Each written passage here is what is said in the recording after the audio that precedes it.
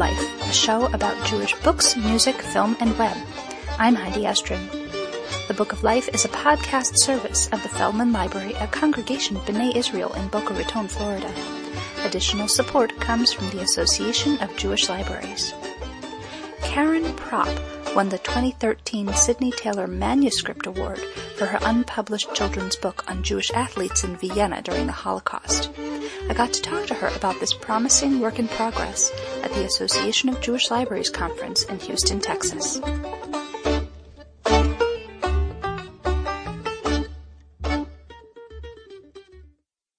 I'm here at the Association of Jewish Libraries Conference 2013 in Houston, Texas, and I'm happy to be sitting with Karen Propp, who's the winner this year of the Sydney Taylor Manuscript Award, which is given for an unpublished work of fiction for middle grade readers. This is for someone who has not published a children's book before. Some winners have published adult books, but they have to not have published a children's book. So tell us about any books you may ever have published, if you have, Karen, and tell us about the manuscript that got you this award. Okay, well, it's very nice to be here. Let's see, I have published 3 books for adults. The first one was called The Pregnancy Project, won an award from the Duquesne University Press, and it was about my experiences going through infertility treatments to have my son. It's a long story. And the second one was called In Sickness and in Health. It was a story of my ex-husband's prostate cancer. I co-edited an anthology. It's called Why I'm Still Married. I commissioned essays from like 24 well-known women writers around the U.S., and they all wrote stories about their marriages, yeah. And then I saw, I think it was in 2004, I went to the Boston Jewish Film Festival. There was a screening of Watermarks, a film directed by Yaron Zilberman. He was there to present it. What really got me about the film was that there were these elderly Viennese women speaking in an accent that I had not heard since I was a child, because my mother came from Vienna and there used to be a lot of relatives around, and it was a very particular accent, and even when they were speaking English, it was a very particular accent. So it just really got me.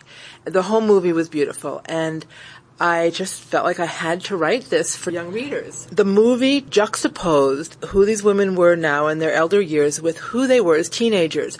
They were all part of a swim team in Vienna in the 1920s and 1930s. It was a very popular club. It was called Hakoah. It was a Jewish club, partly because the other sports clubs were closed to Jews. But it had a Zionist agenda.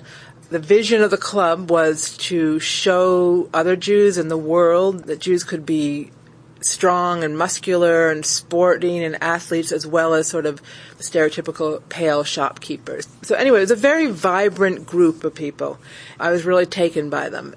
After the screening, I went up to the director, and he gave me his email, gave me the names and the phone numbers of all kinds of contacts in the movies, and I started interviewing people. And I've just been working on it ever since. They competed all over Europe. They went to the Maccabiah Games in 1935 in what was then Palestine. It was a very exciting time.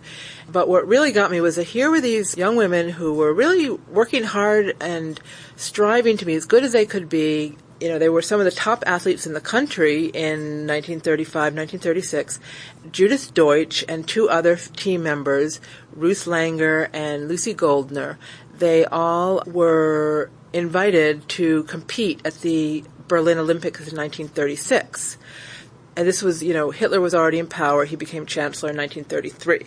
And they eventually decided to boycott the games. Some of the few athletes who did. There's a lot of controversy before the games were held in this country and all over the world, but eventually most countries did send their athletes. So I was just really taken with what that would mean to be so competitive and be at the peak of success and then have to make this moral decision. What Judith Deutsch said was that she could not in good conscience go to Germany where other Jews were being treated so badly.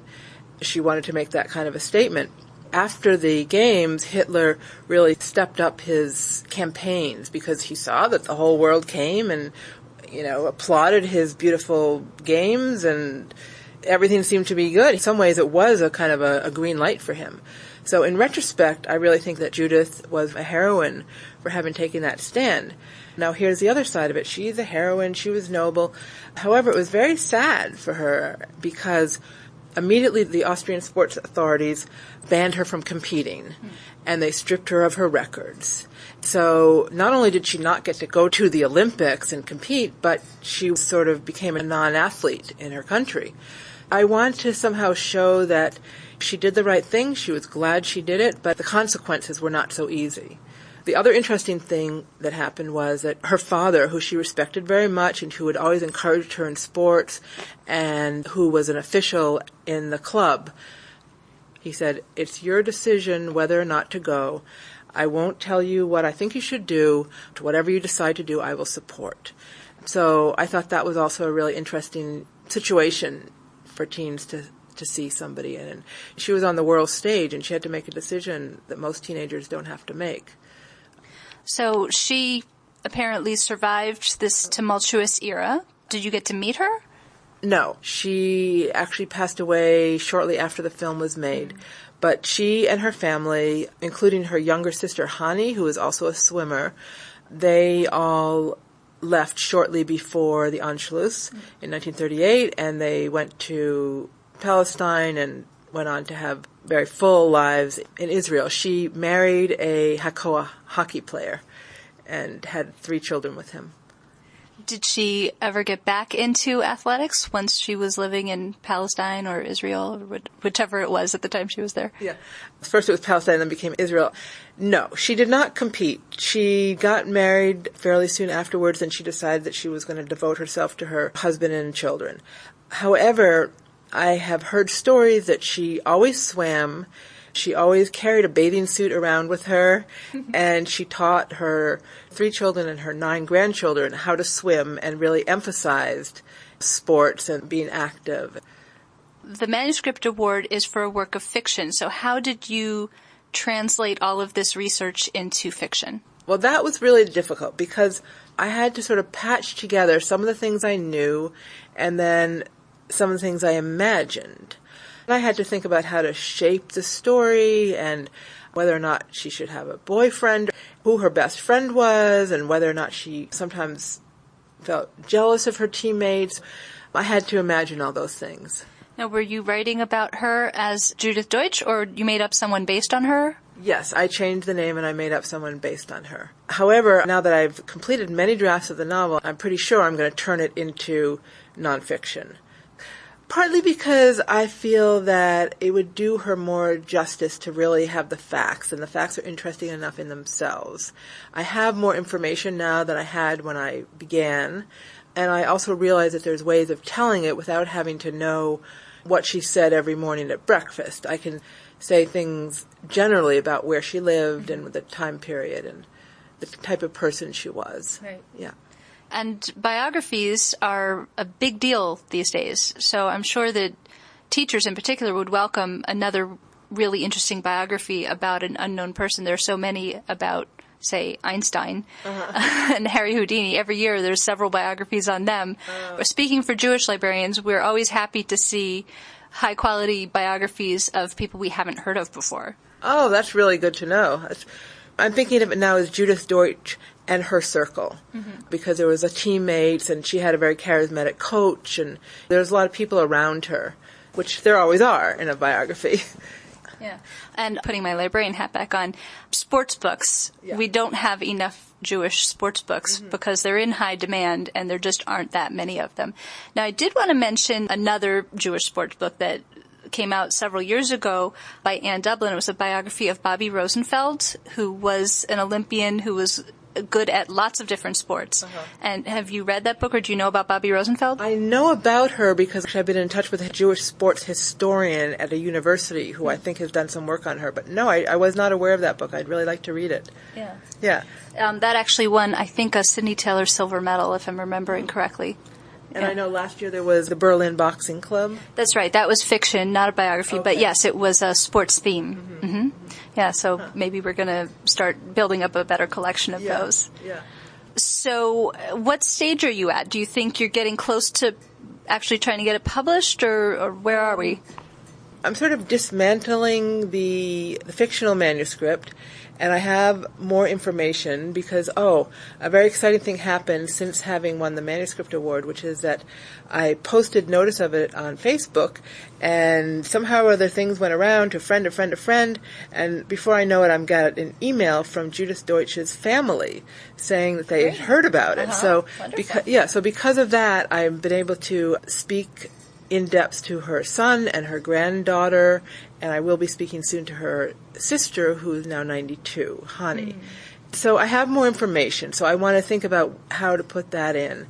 I think I may follow the same arc as what I have in the novel, but I'm still playing around with it, so it's too early to say. Okay. Maybe you can interview me in another year and I can tell you what I've done to it. Well, I hope to interview you after it's published and maybe won some other award. Yeah. Is there anything that I haven't asked you that you would like to talk about? I can tell you that the end of her story was that sometime in the 1990s, the Austrian government returned her records and kind of good standing to Judith Deutsch. They apologized, and they wanted her to come to Vienna to receive the award, and she said no. She said, "You kicked me out once, now you can come to me." Did they come to her in some way, or yes, there was a ceremony in Israel. Oh, nice. Yeah, and there was a ceremony in England for Ruth Langer, another one of the swimmers. I'm not sure what happened with Lucy Goldner, who immigrated to Australia. So. Wow, that's a nice ending. I like that. It is. Good. Well, thank you so much, Karen, and Mazel Tov on winning the award. Yeah, well, thank you. It's been great to speak with you. Getting excited about going back to the desk. Good. Get to work. Yeah.